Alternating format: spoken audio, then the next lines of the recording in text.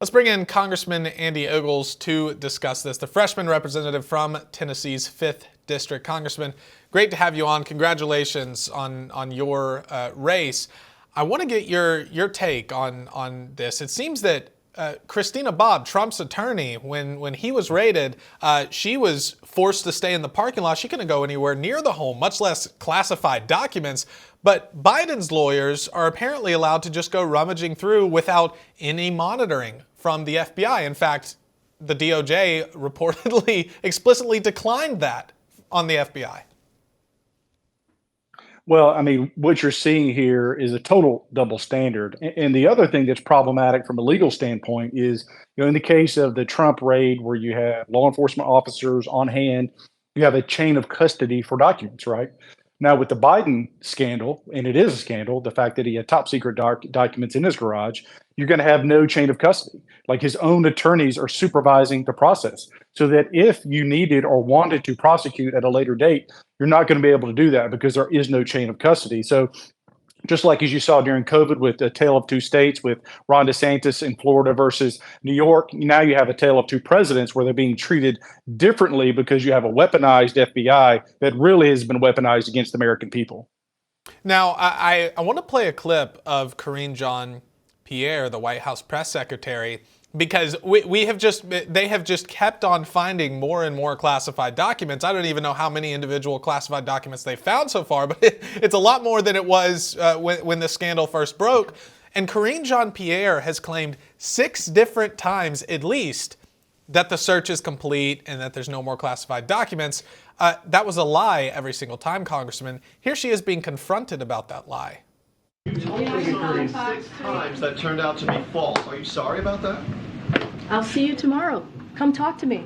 I'll see you tomorrow. She knows she can get away with it. She knows she doesn't have to answer for call it a lie or call it false claims. Take your pick. But she doesn't feel the need to have to answer to the people.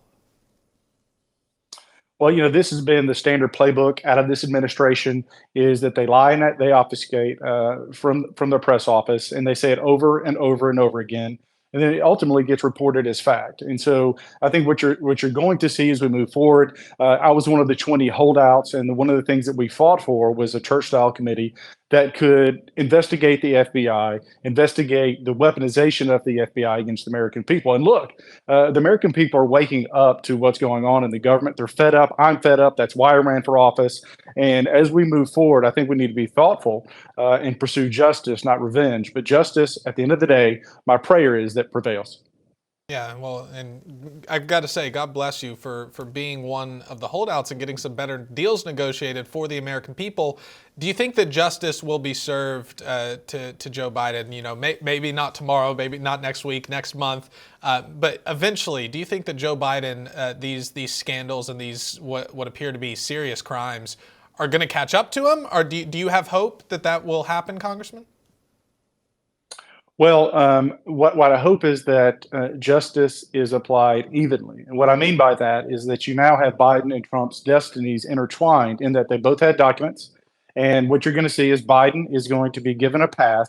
And so Trump should be given a pass. And we put this behind us and we move forward. Meanwhile, the House of Representatives has a lot on its plate as we move forward to deconstruct this weaponization that's taken place with the federal government, whether it's the FBI, the IRS, or the ATF. They can't make law by fiat, by the rulemaking process. They've gotten away with it much too long. And it's time for us as Republicans, we've taken the majority, to push back and fight back for the American people. I look forward to seeing how your leadership carries out along with the rest of the 118th Congress. Congressman Andy Ogles, thank you so much for being on the show today. It's great to have you. Well, thank you for having me.